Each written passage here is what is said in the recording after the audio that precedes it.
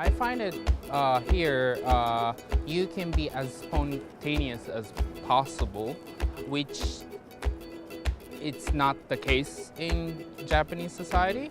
Meaning, you know, there's again the code. You know, you have to think about well in advance. You know, how am I going to behave? You know, this way, that way. You know, would that bother this person or not? You know, that kind of thing, right? I lived in New York. I lived in Tokyo when I was younger. I also lived in China for a little time, like a couple of years. All right. And for me now, it doesn't matter where I am. I always have a choice of going to Japan whenever I want to. I'm just more like have a base in Zagreb.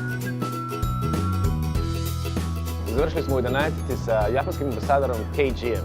Do you think you could be a Japanese ambassador here in some near future, for instance? Does he have the guts? Does he have the talent for that?